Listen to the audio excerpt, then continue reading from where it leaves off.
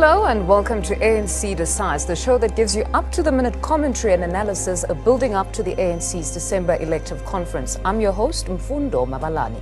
Let's take a look at what's making headlines. Gwedemantashe reminds the ANC Veterans League of its role in the organization.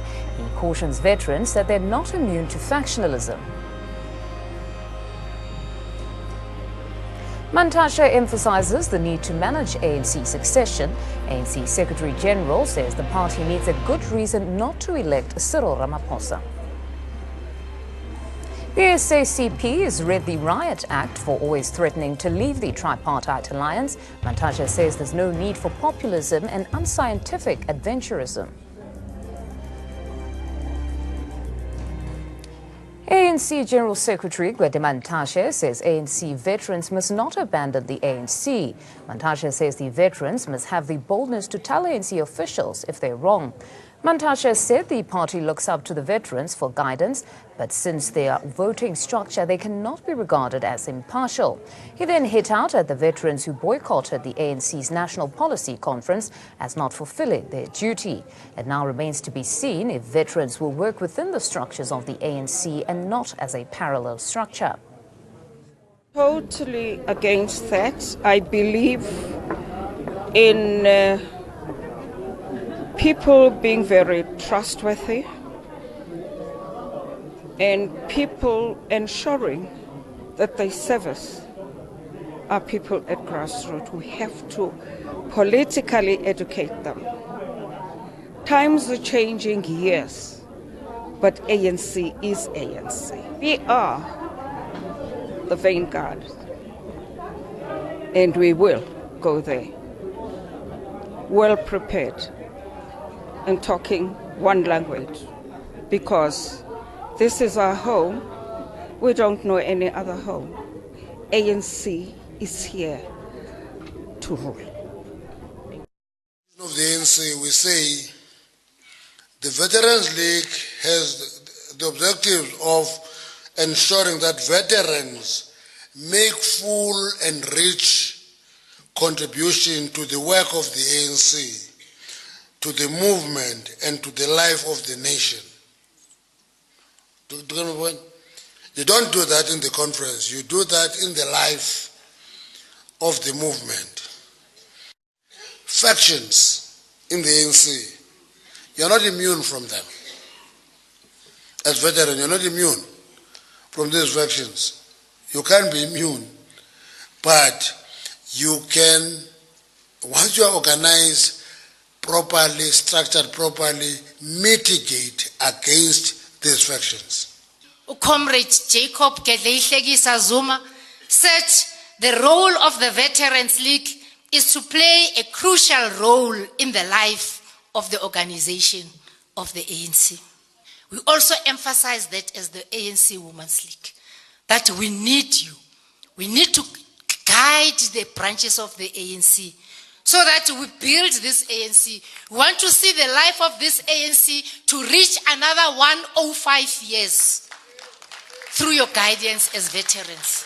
The context in which the leadership is seeing this Veterans League conference is that it provides us with a platform, solidifying unity within the ANC, giving genuine, credible guidance, not guidance that says to the branches of the ANC, we will only accept this leader and no other leader, but understanding that people in the branches will discuss a number of people and be able to come up with solutions. I think they will be having some very strong discussions about how to strengthen the ANC and to keep it a strong movement of the people. So can it be hijacked? Of course, anything can be hijacked, but I'm hoping that we're beyond that point, and I'm hoping that whoever goes to this Veterans League conference will understand that we're looking up to them to begin that process of deep analysis that will allow us to say, we hear you, because you're a veteran, I also hear you because I respect people who are older than me. The The Secretary-General has reiterated his stance that succession must be managed. Mantashe says it's ANC tradition to manage democracy within the party. Mantashe says the ANC needs to have a good reason not to elect Deputy President Cyril Ramaphosa as the next leader. Mantashe's statement follows his tweets in which he said if the ANC doesn't manage the succession battle, it would be plunged into crisis. However, Mantashe's stance is in contrast to the party's principle that leadership positions are contested. This raises questions about Mantashe raising concerns for the organization's survival or pursuing factional interests. If an organization like ours has a deputy president, it wants to overlook that deputy president. Members of the ANC in the first place, and to a lesser extent, society, must have a sense of why is a sitting deputy president overlooked. And we say that explanation is necessary so that the ANC itself in the first place must be at peace with itself. It's not guaranteed that he must take over, but there must be an explanation that he's incompetent, he defaulted on this, he doesn't work well here, he is weak in this aspect. Therefore, the organization feels he can't ascend to the position of a president. He has a tradition of intervening at leadership level at critical points, including when there must be election. That's why Tata Sisulu in Durban was invited to stand as the deputy president in the conference itself as a form of intervention. It is culture and tradition of the ANC to guide democracy. Now joining us on the phone line is reporter Cindy Twala, who covered day one of the Veterans League conference today. Cindy, a warm welcome to you. Can you just talk us through today's events at the conference? A very good afternoon to you, Nomfundo, as well as the viewers. Like you've correctly cited, we were at Birchwood today. The day one, the opening ceremony was done by the Secretary of the Veterans League. We also saw that there was a vacant position from the President of the Veterans League. No explanation was given as to whether there is one or there isn't one as of yet. They were mum on that particular regard. But we saw that Thandi Mamela, who is the Deputy President, took on the reins and basically continued with the program. What took place today was looking at the tallying of the delegates from the different provinces that have arrived. There were over 300 delegates from the different provinces that have arrived.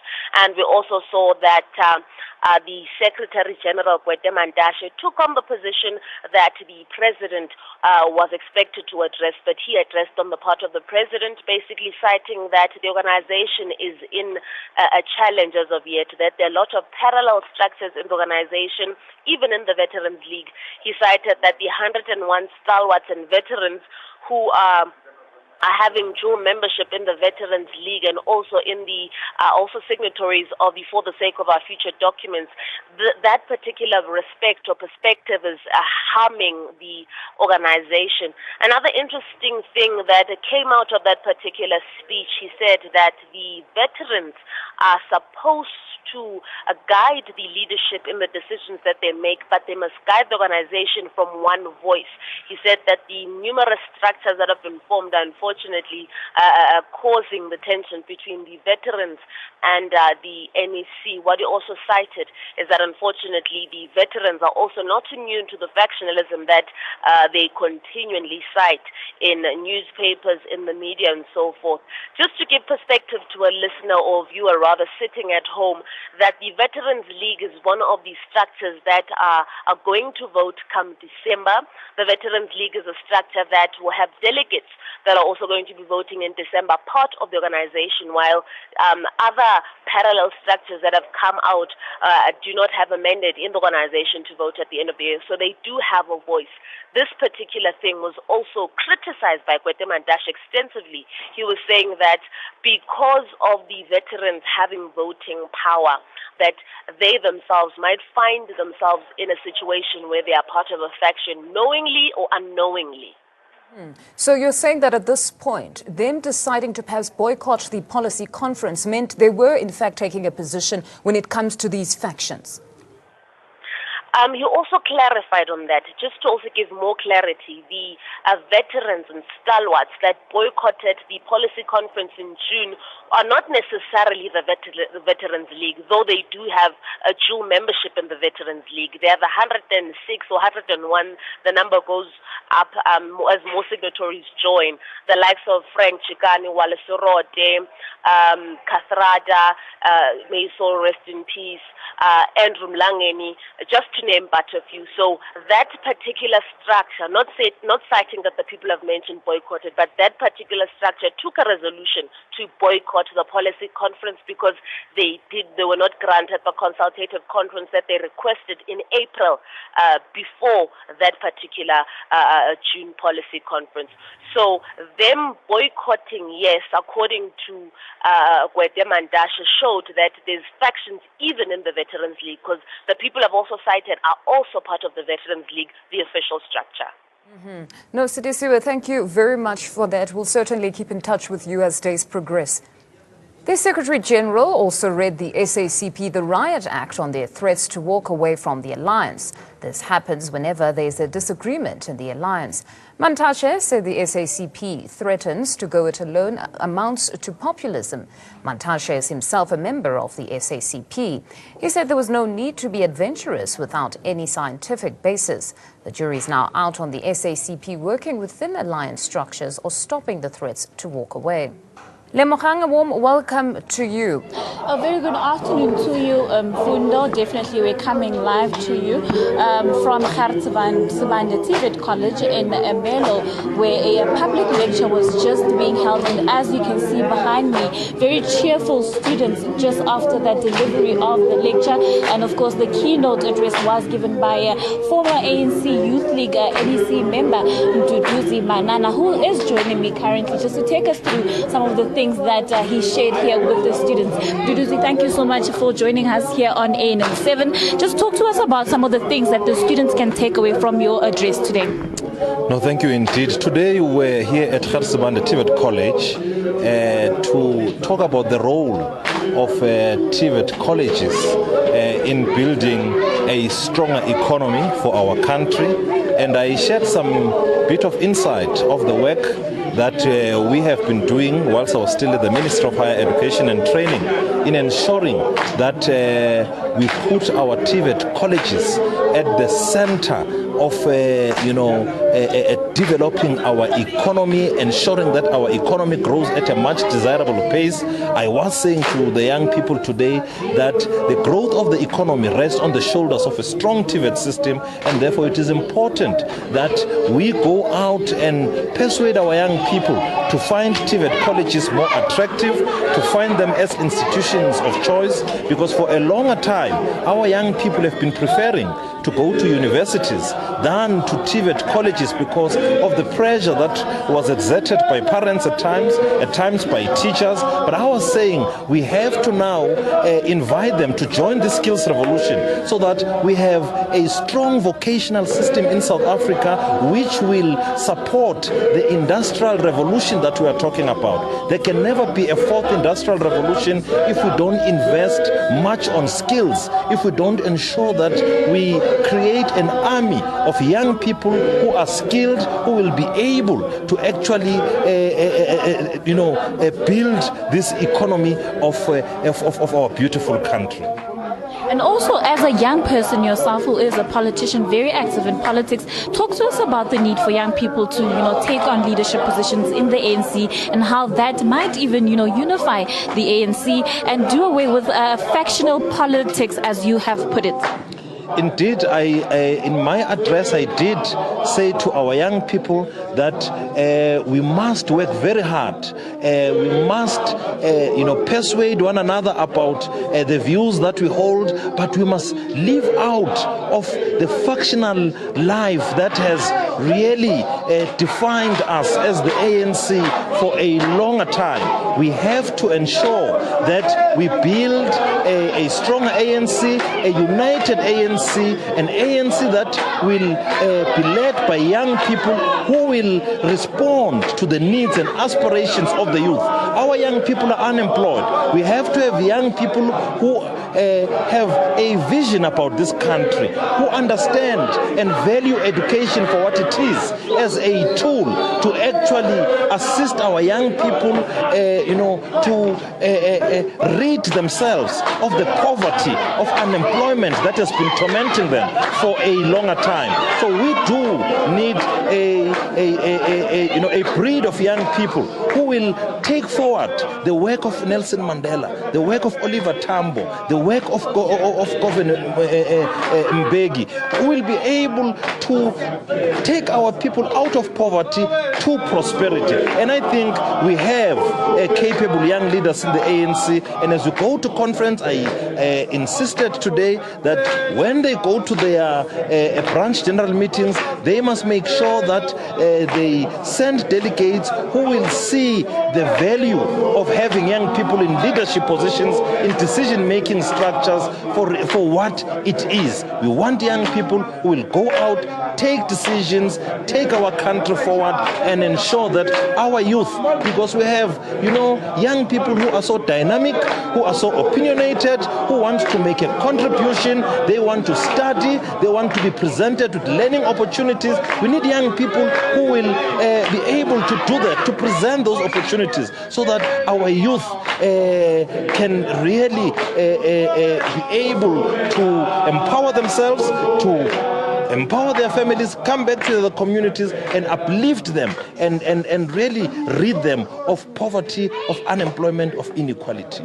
And in your capacity as former Deputy Minister of Higher Education and Training, you've also made mention of the fact that, this is a sector that you're very passionate about. Just talk to us about the analysis that you have made in terms of the perception that young people have when it comes to TVET colleges and universities and the kind of, education that it produces at the end of the day. I think we have made tremendous strides in, changing our people's mindsets. Because as I said, for a long time, our young people were preferring to go to universities. But since the establishment of the Department of Higher Education and Training in 2009, we have managed to actually, get more of our young people coming to the TVET colleges. Though, of course, we still have more of our youth in the university system than in the TVET system. But we are hoping that at least by 2030, we would be having a ratio of 3 TVET students to 1 university student,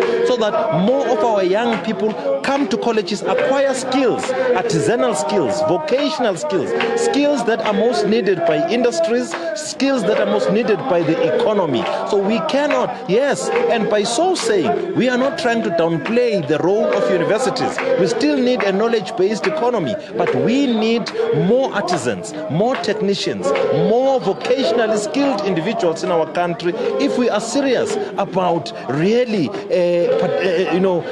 building the economy, creating jobs. Because if we build the economy, then there are going to be jobs for our young people. There is not going to be poverty. So I think we have made inroads. We have worked very hard. We've crisscrossed the country, persuading. Enrollments have increased at our TVET colleges. Sadly, of course, is that our colleges are not adequately funded. And these are discussions that I believe the Deputy Minister will be taking over in the ministry, will be pursuing together with the Minister of Higher Education and Training in engaging Treasury. But they mustn't stop there, because I said earlier when I was addressing students that students themselves must organize themselves. It shouldn't be government alone contributing to the education of the African child.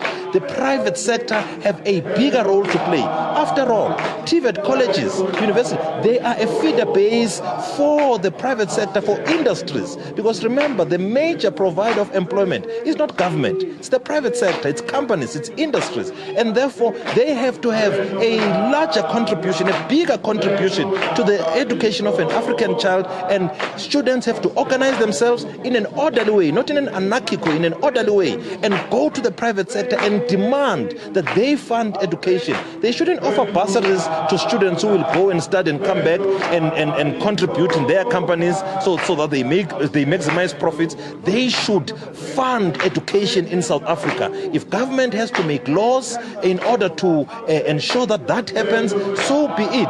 I think that's the trajectory we should be taking if we're really serious about it, because a responsible government is one that ensures that its citizens and especially its youth is educated, is well skilled for the labor market, but well skilled also for them to establish their own businesses. And again, that's one thing that I have been emphasizing when I was in higher education and training, that with the skills that you acquire at colleges, whether it's electrical, plumbing, you can actually be in a position to start your own business, because we also need that. We need job creators. We can't all be job seekers. And I am hoping that I know that I will still be making a contribution to the sector by virtue of being a member of my community, but also as a member of the national legislature. I will be making noise, holding the executive accountable, screaming from whatever platform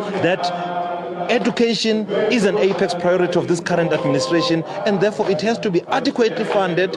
But these funds must not only come from government, because we know they are limited. The private sector has a bigger contribution, and that was my fight, and I will continue to fight this, and I will continue to persuade students to actually organize themselves and go to the private sector and demand that they fund higher education and training in South Africa. Well, thank you very much for your time, Mduduzi Manana, who is the former Deputy Minister of Education and Higher Learning, and also former ANC Youth League NEC member. And joining me now is Jacob Tau, the Provincial Secretary of SASCO in Mpumalanga. Jacob, how are you feeling today? I mean, behind us is a group of students cheering away. What was the reception like? Thank you very much. The reception is very good. We really received a good attendance. But the program that we had today is a program that we want to move it across the province, because we see that there's a need of serious attention in all TVET, actually to the TVET sector in the province. We need these TVET students to be given more attention. We are concerned, of course, with the issue of the underfunding of the TVET sector, which is something that we must get platforms to discuss such issues, and we'll see how we can have a way forward so that TVET students can be taken serious. So, Jacob, how do you think that funding of education in this country will find its voice going into that elective conference? Just briefly. Thank you very much. Looking at the issue of funding in particular, it's a reality. The government cannot fund everything. The private sector should partner with the higher education department so that we can receive enough funding for these TVET colleges together with the universities. Thank you very much for your time. That was Jacob Tau, the Provincial Secretary of SASCO in Mpumalanga. And it's back to you, Mfundo. I think from what we can take from here today is that skills development, education remain very critical equalizers to economic transformation. Of course, the role that young people could possibly find themselves playing within the ANC, especially with that elective conference coming up in December. Back to you. No, thank you very much, Lemogang. It sounds like they've had a lot of fun today, quite a jovial atmosphere there. We'll certainly catch up with you as days progress. That is Lemogang Foke, who's out at the Gert Sibande region there, where she was actually flanked by students, where Mduduzi Manana, the former Minister of Higher Education, rather Deputy former Minister of Higher Education, gave an address. We now move over to the MKMVA. Now, the MKMVA in Gert Sibande region in Mpumalanga is calling for unity in ANC structures. That's ahead of the national conference. The association says breakaway formations should consider returning to the liberation movement. ANN7 reporter Lemogang Foke filed this report for us. The Umkhonto Wesizwe Military Veterans Association in Khartsibande says the association will be in better shape to help the ANC overcome its challenges if factions are done away with. As MKVA in Khartsibande, we support the call made by the provincial chairperson of the ANC, Comrade Titi Mabuza, for the unity. We want provinces to come together and agree with the leadership for national conference. We don't want to be part of functions. We support that call as a MKVA in Khartsibande. For many, joining the struggle was a sacrifice not for themselves but for the sake of political liberation in the country. If you can remember, during this day, there were many things that happened in South Africa. There were many things. Our fathers, because I was staying here at Petal, most of our fathers, of our heroes, striking brothers and fathers and mothers, they were sentenced here in Petal. There were many, even in PAC. Petal was well known in the strike. You know about the Khartsibande. He was here. Many heroes come here and influence comrades. The MKMVA in Khartsibande believes that the ANC needs a selfless leader who will put the needs of the organization before their own, a quality that many resonate with, given that they sacrificed a lot for the liberation of the country. Lemogang Fuke, ANC7, Bethal. And as per usual, on Fridays we give you the poll results. Now this week's question was, do you support a combined ANC slate and 2 deputy presidents? Now here are the results. In Mpumalanga, 44% said yes and 56% said no. In the Eastern Cape, 42% said yes and 58% said no. In KwaZulu-Natal, it was 51% for the yes and 49% for the no. In Free State, it was 66% saying yes and 34% saying no. And then we move over to the Northwest.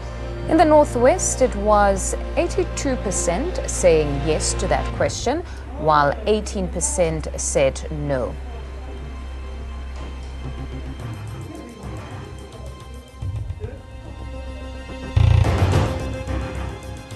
Now in total, 57% said yes and 43% said no.